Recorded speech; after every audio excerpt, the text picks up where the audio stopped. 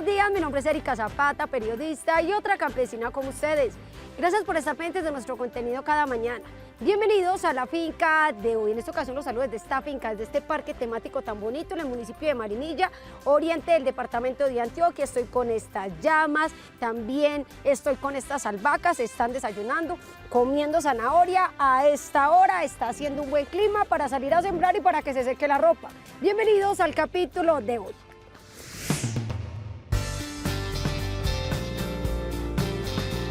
Alcanzar 13 partos durante la vida de la vaca es la meta de muchos productores, pero para algunos es algo imposible de alcanzar. ¿Cómo se puede lograr? Ya se los contamos en la finca de hoy.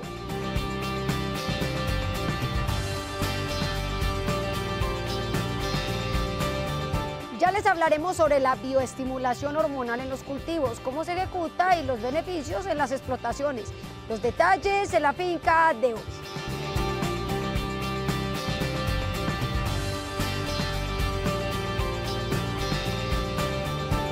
Ya les hablaremos sobre el uso de concentrados en lechería, los beneficios nutricionales y en qué consiste todo este tema. Los detalles en instantes.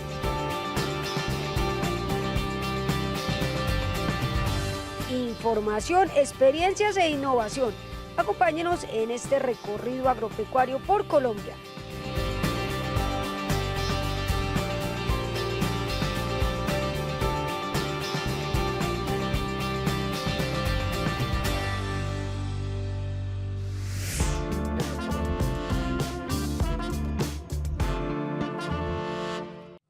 Como un cúmulo de factores que se trabajan desde el nacimiento mismo de la hembra y durante toda su vida, describen los expertos la fertilidad o preñez de las vacas, el factor quizá más importante sobre el que giran tanto la productividad como la rentabilidad del hato. 6 son esas variables: temperatura, condición corporal del animal, nutrición, estrés, manejo, sanidad, que sin reproducción yo no voy a tener producción. Sin reproducción yo no voy a tener una cría cada año, que es lo esencial o es lo requerido cuando se habla de eficiencia reproductiva. Y si yo tengo cría, curiosamente yo tengo leche. Entonces la reproducción es importantísima porque a partir de la reproducción es que yo voy a planificar mi lucro. Lo ideal es que cada vaca alcance entre 8 a 13 partos durante toda su vida. El animal es una especie de maquinita que necesita cuidado y mantenimiento. El primer consejo es garantizar una alimentación balanceada en proteína, fibra, energía y minerales como el calcio, el fósforo y el magnesio, fundamentales en la reproducción. Si yo no tengo una buena nutrición, mis vacas no van a tener buena condición corporal y mis índices reproductivos van al piso. El segundo consejo en pro de la fertilidad guarda relación con el primero y es el desarrollo integral del animal durante cada fase de su vida.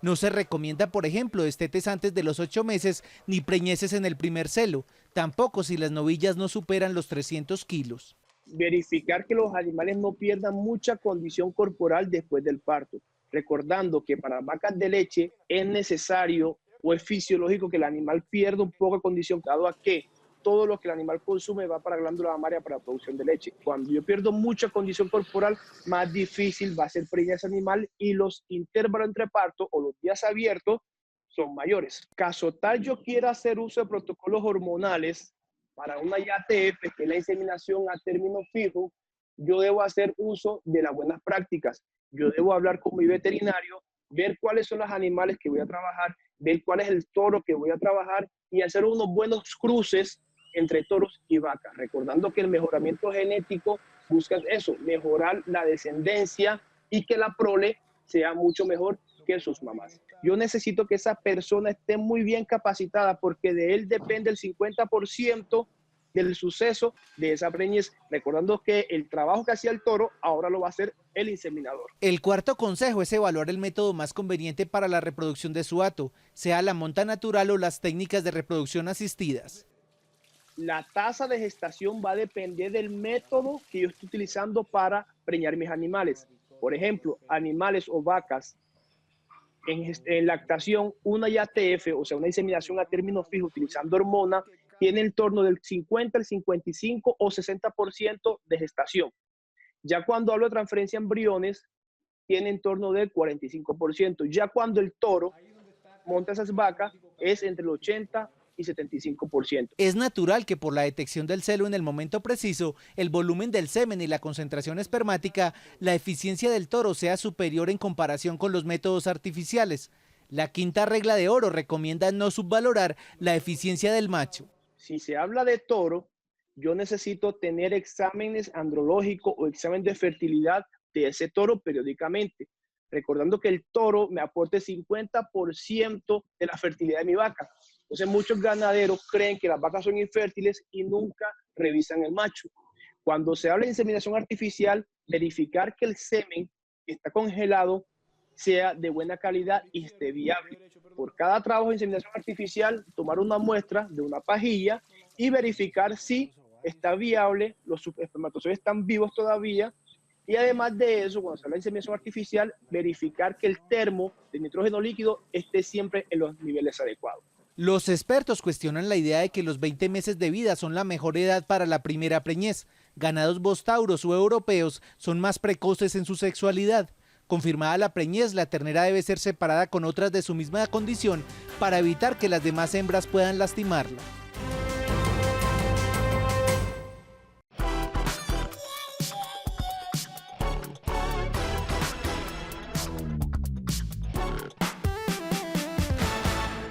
Flores, tomates, lechugas, fresas y otra gran variedad de cultivos hortícolas suelen ser mucho más productivos gracias a la implementación de sofisticados sistemas de luz artificial, los cuales se fundamentan en el principio de la fotosíntesis, en la que teóricamente mediante los fitocromos, es decir, células fotorreceptoras proteicas muy sensibles, las plantas reaccionan convirtiendo la materia orgánica e inorgánica, debido a la energía que aporta la luz cuando se transforma en energía química. Un cúmulo de oportunidades para la agricultura moderna. En el segundo año de crecimiento de producción ya han recuperado la inversión en este tipo de soluciones. Muchos intangibles alrededor de esto, como que el producto es más replicable, la calidad es superior, con lo cual tienen acceso a nichos de mercado, mercados gourmet que antes no accedían. Ahorra recursos de agua, ahorra recursos de pesticida, tienes un producto que tiene menos merma.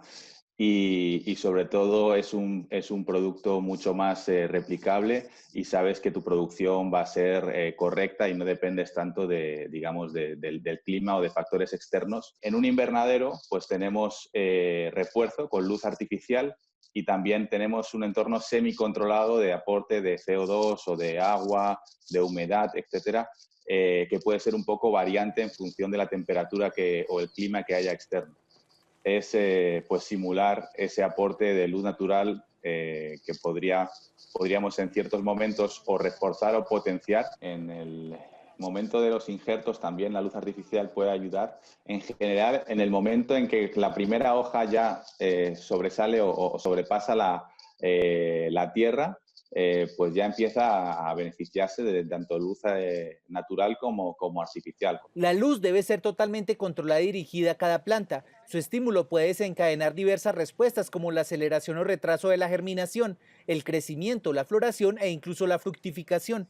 Por naturaleza, las plantas escapan de la sombra para desarrollar los cotiledones durante el día y los epicótilos durante la noche en medio de su metabolismo, aspecto que se conoce como fotoperiodo. Lo que hacemos al darle con una radiación únicamente en ciertos puntos del espectro es darle a la planta lo que necesita, evitando consumos energéticos mayores, evitando generar calor o desperdicio en la luz que estamos aportando. Las plantas solo consumen ciertas partes del espectro para su crecimiento, ¿no? Es, como usted bien decía, pues el rojo, el azul o el rojo profundo. Muchas veces pues tenemos que combinar las soluciones de rojo o de azul con luz blanca simplemente para que el productor o el ojo humano pueda ver las hojas, la textura de la planta, pero no tanto porque lo necesite la planta. Al igual que en los colores que las plantas no reconocen, el calor tampoco debe excederse. Las plantas necesitan periodos de frío denominados vernalización. Acá la luz también se mide como se hace en cualquier ambiente con un luxómetro u otras herramientas. Lo que puede ocurrir con la iluminación artificial no adecuada es que estemos gastando más energía y que además le puede deteriorar incluso las hojas, producir quemaduras. Lo que hacemos es hablar de micromoles por segundo y por metro cuadrado, y es muy importante también esa uniformidad lumínica. Las recetas luminosas o lumínicas, como se denomina también al plan de iluminación artificial, deben ser elaboradas por un experto, preferiblemente un ingeniero agrónomo, quien está en capacidad de determinar los niveles y cualidades de luz necesarios por planta y metro cuadrado en el entorno cerrado de su cultivo.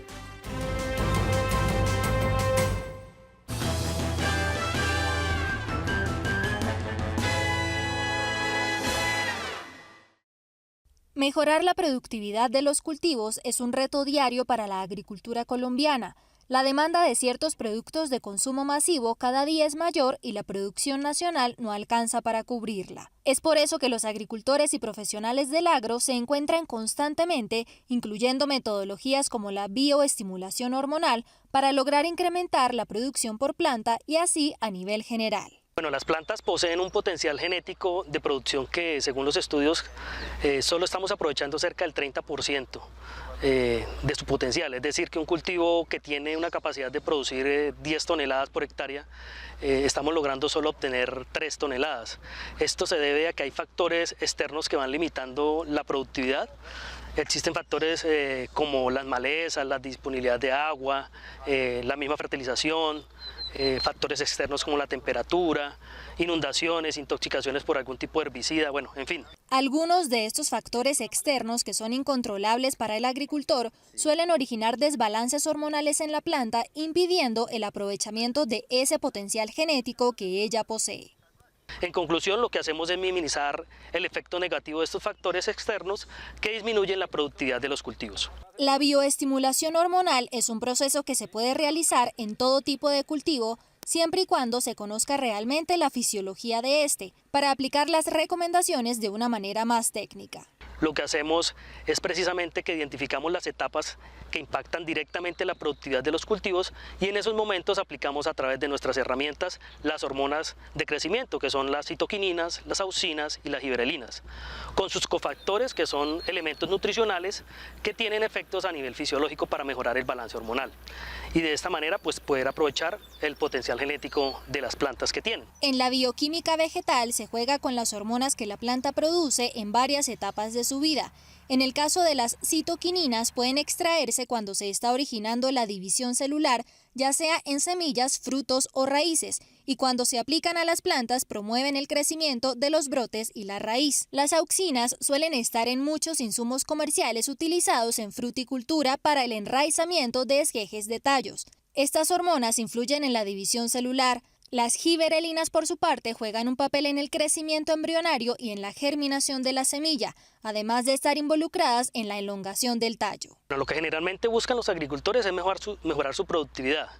El paquete completo de este manejo se paga en este momento solo con incrementar 3.5 bultos por hectárea, bultos de arroz, digamos, a precios a los que nos encontramos en este momento. El éxito del método depende de factores como temperatura, microbiología, oxígeno y humedad del suelo, propiedades como el pH, la textura y la capacidad de retención. Para aplicar la bioestimulación se deben garantizar los niveles adecuados de estos indicadores.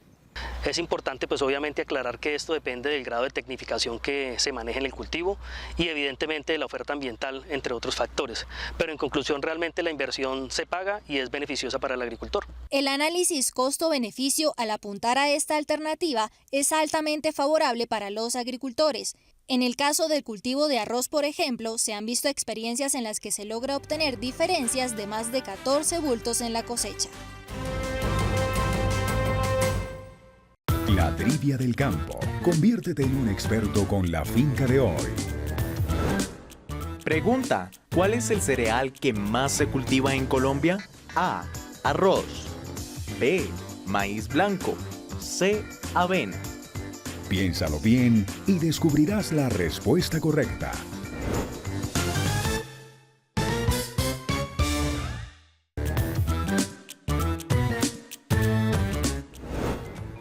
Pregunta: ¿cuál es el cereal que más se cultiva en Colombia? A. Arroz. B. Maíz blanco. C. Avena.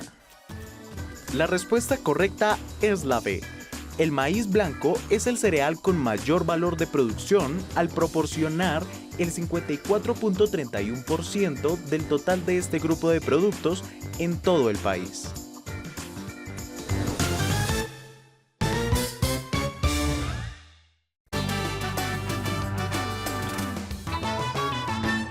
La bioestimulación hormonal incentiva los procesos naturales de las plantas en los cultivos.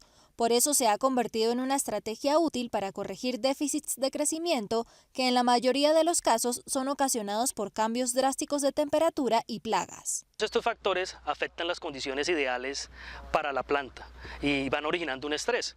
Ese estrés produce un desbalance hormonal que afecta los procesos fisiológicos dentro de ella y estas hacen que la producción pues disminuya. A través del estudio realizado por Jerry Stoller, él logró entender ese lenguaje de las plantas y el comportamiento hormonal que tienen dentro de ellas. Los agricultores no deben confundir los bioestimulantes con los biofertilizantes. Estos últimos suministran los nutrientes necesarios al cultivo para un buen rendimiento en la producción, mientras que los bioestimulantes le aportan a las plantas hormonas, vitaminas, minerales y aminoácidos para tolerar circunstancias medioambientales que perjudicarían el desarrollo y la etapa productiva. La bioestimulación realizada con hormonas hace que las plantas crezcan durante las fases más críticas como floración, macollamiento y cuajado y llenado de frutos. A través del tratamiento de semilla, con una herramienta que contiene 3 hormonas, las citoquininas, las auxinas y las giberelinas, en relación 2-1-1, mejoramos el establecimiento de plantas por metro cuadrado, al igual que su vigor y la uniformidad en su emergencia. Se necesita la regulación de estas hormonas para llevar un proceso normal del cultivo y no tener estrés. Entonces, en las diferentes etapas hay unas hormonas que se necesitan más que en otro estado y debido a eso se hacen aplicaciones con estos productos para lograr normalizar el cultivo y no tener estrés. Tenemos también varias herramientas para mejorar el llenado de frutos y granos, mejorando el peso de los mismos y eso obviamente pues nos impacta en la productividad. Este método, en un cultivo de maíz, por ejemplo, ayuda a incrementar la longitud y el diámetro de las mazorcas, aumentar el número de hileras por cada una y el número de granos por hilera. Para colocarlo en cifras al momento de la producción, el peso de 1000 granos puede llegar a 375 gramos y se logran rendimientos de 10.000 kilos por hectárea. En banano a través de otra herramienta que tenemos, logramos extender la vida útil del banano, es decir, que no se madure tan rápido y pueda ser exportado y llegar bajo muy buenas condiciones para ser consumido por las personas en otros países, minimizando la pérdida de aprovechamiento del potencial genético. Por ejemplo, una etapa importantísima en el arroz es el buen establecimiento de las plantas por metro cuadrado. De ello depende realmente la producción. Los bioestimulantes vegetales a base de hormonas logran que las plantas produzcan frutos, granos o tubérculos de mayor tamaño, más uniformes, mayor calibre y mejor color, además de reducir el aborto de flores. Bienvenidos a Ganadería Salomé. Hoy les vamos a hablar de un tema supremamente importante a la hora del ordeño de nuestros animales, tanto en el ordeño de la mañana como en el ordeño de la tarde.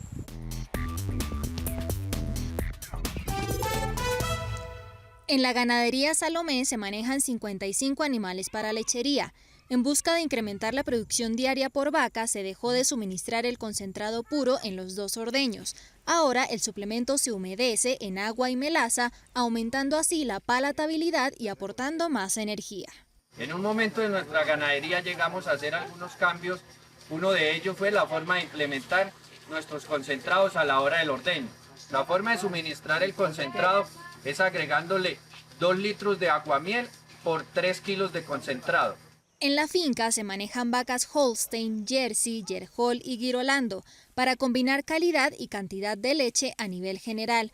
Con todos los animales, sin excepción de raza, se maneja la técnica del concentrado de la misma manera y en todas se ha visto el incremento de litros de leche.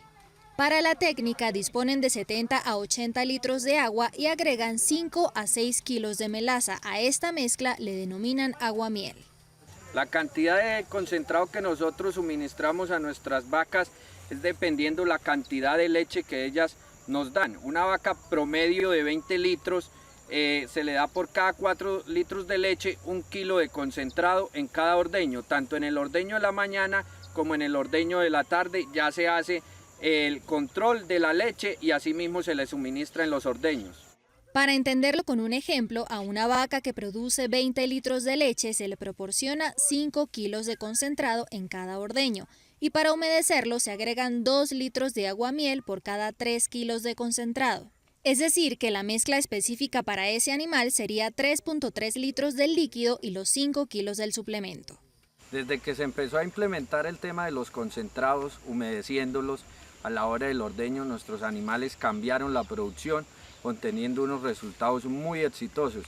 Un promedio de cada animal nos subió la leche de 4 a 5 litros por día. Entonces esto nos lleva a darnos cuenta que la función de humedecer el concentrado funciona. Y antes de darlo nosotros manejábamos un concentrado seco y la producción era un promedio baja. Y ya se implementó y esto nos ha funcionado muy bien. Anteriormente, la finca tenía una producción diaria de 350 litros de leche. Ahora el promedio está cerca de los 500 litros. Carlos Vargas, su propietario, agrega que la técnica del concentrado humedecido, las mejoras en las praderas y una doble fertilización de potreros les ha permitido obtener dichos resultados. Invito a nuestros ganaderos a que implementen esta clase de concentrado en sus ordeños, en sus ganaderías, ya que esto nos lleva a que tengamos una cantidad de leche superior a la que siempre mantenemos en nuestras ganaderías. Ustedes saben que siempre en las lecherías se debe que mantener cantidad con calidad, y esto es un producto que está dando muy buenos resultados. En los análisis de sólidos totales, la leche producida en la finca ha logrado niveles de proteína de 3.5 y de grasa de 4.4.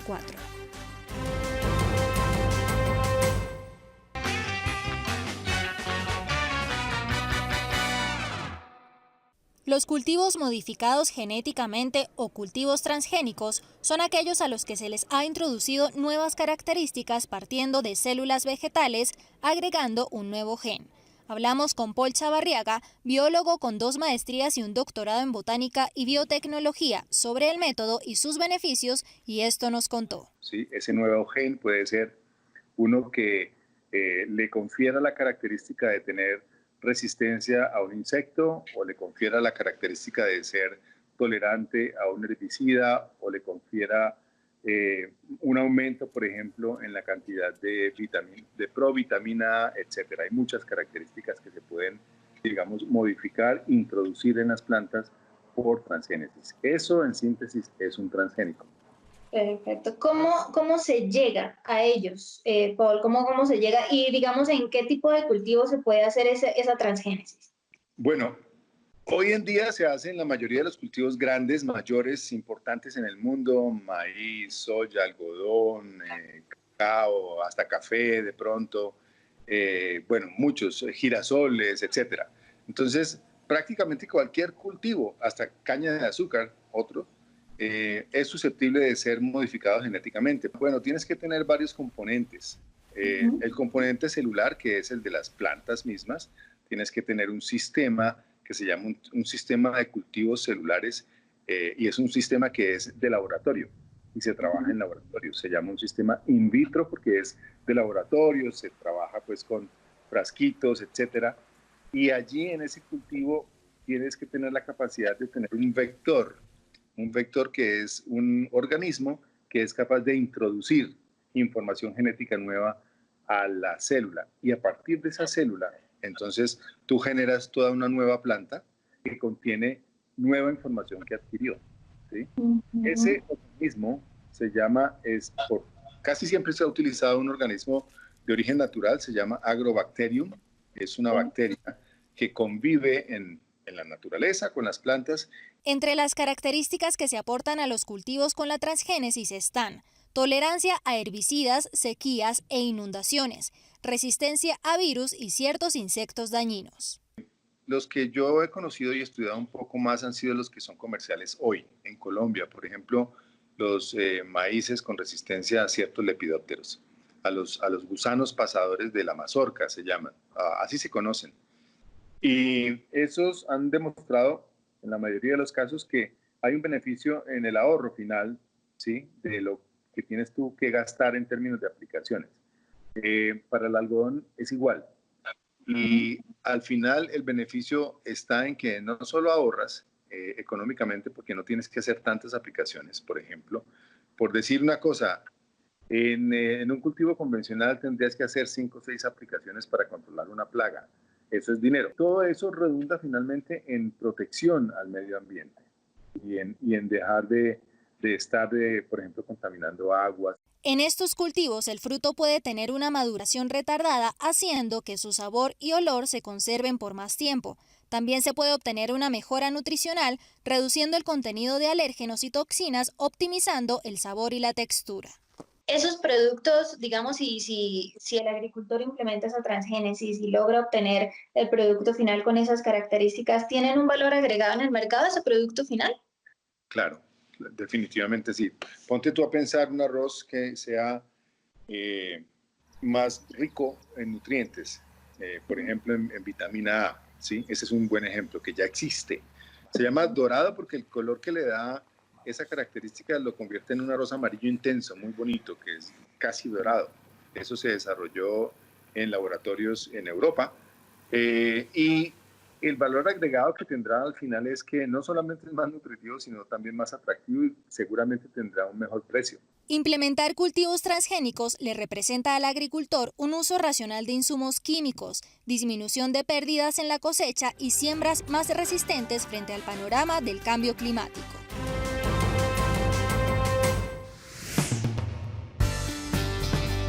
Al regreso, hablaremos de un modelo de nutrición de cultivos de aguacate que promete aumentar la productividad y hablaremos de algunos avances en la normatividad sobre cultivos de cannabis medicinal. Ya regresamos. Continuamos con nuestro recorrido agropecuario.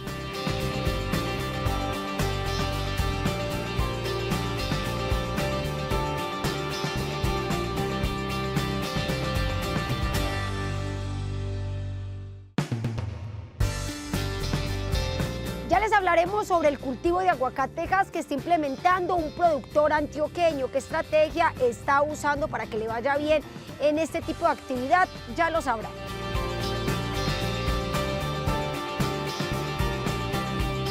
Ya les contaremos sobre los requerimientos del cannabis medicinal. Esto es de la experiencia de la primera empresa que en Colombia implementó esta actividad.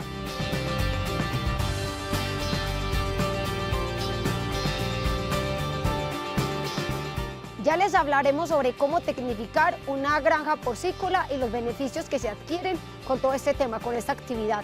Continuamos con este recorrido agropecuario por Colombia.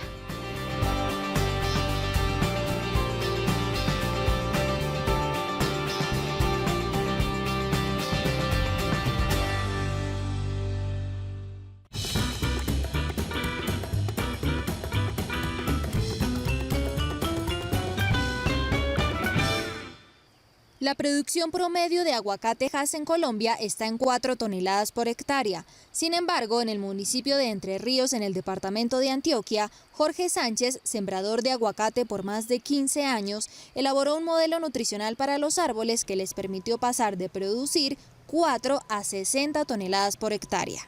En lo que ustedes han venido trabajando con ese modelo nutricional, háblenos un poco de esos productos que ustedes han venido desarrollando en laboratorios y los beneficios que le aportan a la planta como tal para incrementar la producción.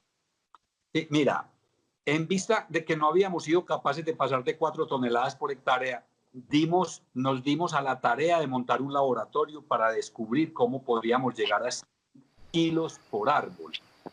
Empezamos primero, desarrollamos un producto a través de unas moléculas que es un fertilizante foliar que lo aplicamos a todo el follaje del árbol. Nos dio extraordinario resultado y lo hemos ido mejorando a través del tiempo en los últimos 6 años que llevamos de este laboratorio. Entonces, ese producto nos indujo el ADN del árbol a ser resistente a las plagas y a las enfermedades y adicionalmente a potencializar toda su capacidad productiva. Nosotros hoy tenemos árboles de aguacate Hass que producen 1 tonelada de aguacate, 1,5 toneladas, tenemos árboles de 800 kilos, de 700 kilos, que es muy difícil encontrar eso en cualquier lugar del mundo. ¿Cuál fue esa investigación, esa búsqueda para ustedes poder lograr esos estimulantes y implementarlos en los cultivos? Claro, mira, eso no fue fácil, porque nosotros cuando empezamos tampoco fue que al otro día encontramos la fórmula mágica. Entonces, primero sacamos un elemento que es el que estimula el ADN del árbol para incitarlo a que sea más resistente a las plagas y a las enfermedades, y adicionalmente que toda su capacidad productiva se ponga a su disposición. Entonces, específicamente en los cultivos que usted maneja allí en Antioquia, ¿cuánta producción había antes de implementar este modelo nutricional por hectárea y cuál es la producción actual que tienen en estos momentos de aguacate por hectárea? Bueno, hace 6 años, te voy a poner un ejemplo. Un árbol mío daba 20 kilos. Hoy el promedio que nosotros tenemos es de 300 kilos por árbol. Pero un árbol que hace 6 años a mí me daba 20 kilos, hoy me da 1,5 toneladas de aguacate. No estoy diciendo que todos mis árboles dieron 1,5 toneladas, no, ojalá pues. Pero tengo árboles de 1,5 toneladas que hace 6 años daban 20 kilos. Entonces mira que esto es una cosa asombrosa. Claro. Y no es otro mundo, porque esto son cosas naturales lo que nosotros usamos. Los fertilizantes y bioestimulantes que utilizan son controladores naturales para tener una agricultura limpia sin plaguicidas químicos. ¿Cuáles son esos 4 productos? O sea, ¿cómo se llaman y qué le hace cada uno a las plantas? Bueno, hay uno que es fertilizante sanavite foliar, que ese es el que induce el ADN del árbol a que se vaya volviendo resistente por sí mismo a las plagas y a las enfermedades. Y es el que lo sensibiliza para que saque su máximo potencial productivo. El segundo es un control pH, que ese control pH es el que va al suelo, controla el aluminio y hace que el suelo esté disponible para que el árbol pueda alimentarse adecuadamente, o sea, pueda tomar los elementos del suelo. Y tenemos otros 2 elementos que siempre los mezclamos. Uno es un producto que nosotros lo llamamos jabón potásico, que mezclado con otro que lo llamamos fusión, esos 2 productos nos van a controlar. Uno es para plagas y el otro es para enfermedades. El potásico es para las plagas y el fusión es para las enfermedades. O sea que las principales enfermedades del aguacate las combatimos con esto. Nuestro entrevistado nos cuenta que durante los primeros 10 años un árbol producía 20 kilos de aguacate. Ahora obtienen 300 kilos por árbol en siembras de 200 árboles por hectárea. Esto permitió dejar de trabajar con temporadas de cosecha y que los árboles produzcan durante todo el año.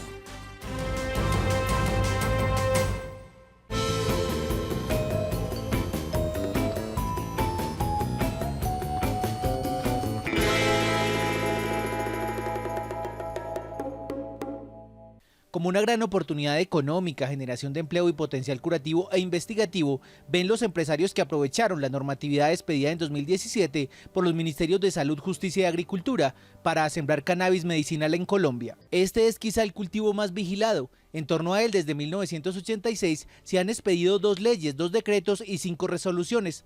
También hay monitoreo constante del ICA y el Fondo Nacional de Estupefacientes. La norma divide la planta entre psicoactiva y no psicoactiva de acuerdo con los niveles de tetrahidrocannabinol.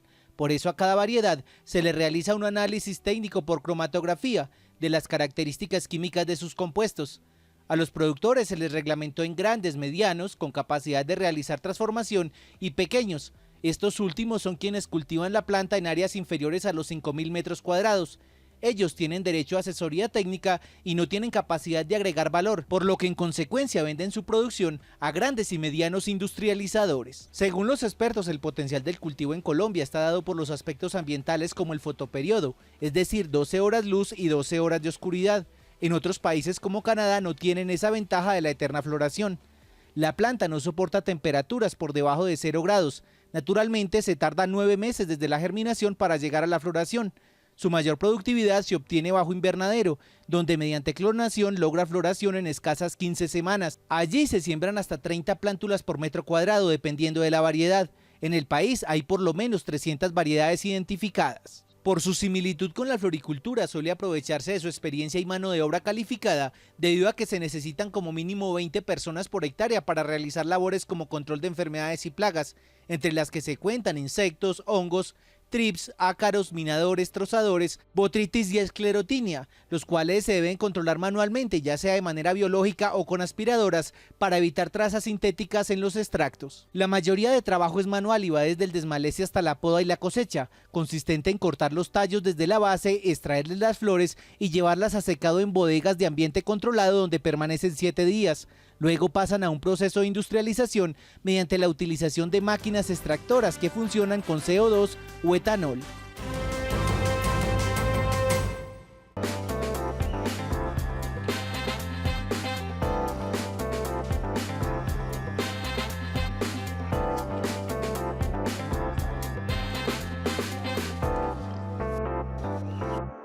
Ubicada en el municipio de Quipile, departamento de Cundinamarca, la finca La Paz cosecha café, plátano, aguacate y 3 variedades diferentes de cítricos, naranja, limón y mandarina.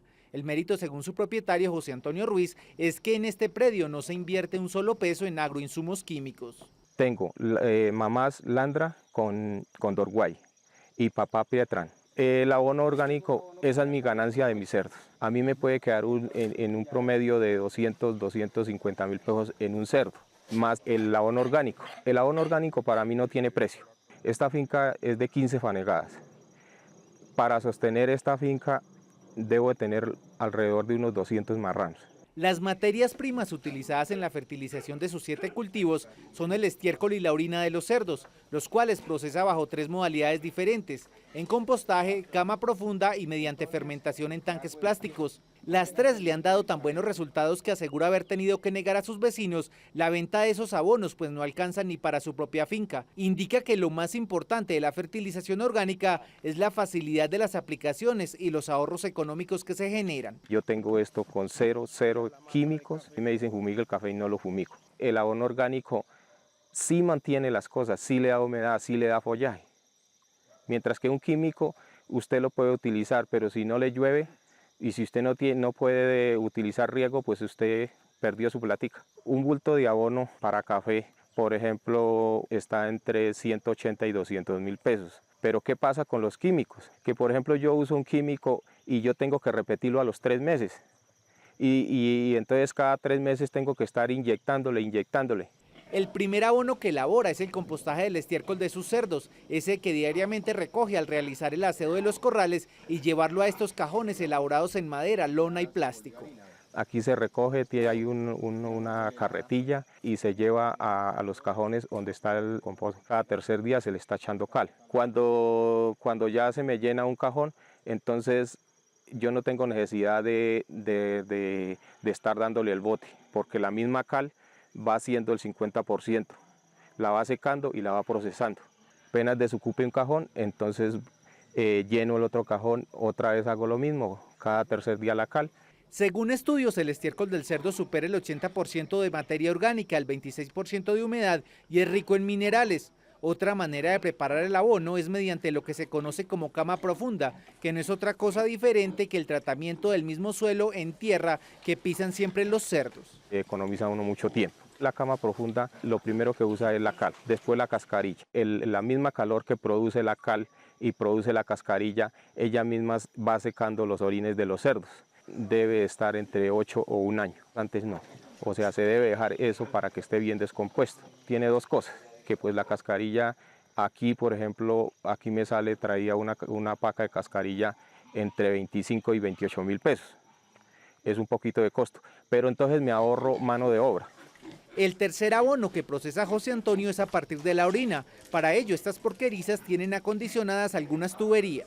No hay que rebajarlo con nada. Yo aquí no lavo cocheras con agua. Tiene su zanja, tiene su desfogue directamente al tubo. La orina yo la recojo en un tanque. El tanque le uso melaza y la cal. Y el orine tiene mucho amoníaco. Entonces, cuando baje ese amoníaco, o sea, por ejemplo, después de los 4 días, se puede ya usar.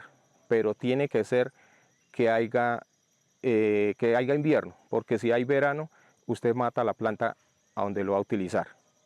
Entonces yo por seguridad lo hago por ahí después de los 15 días. Las excretas líquidas del cerdo tienen mayor cantidad de nitrógeno y potasio que el mismo estiércol, pero se recomienda no aplicar más de 50.000 litros de orina por hectárea de cultivo debido a las mismas cantidades abundantes de nitrógeno que tiene.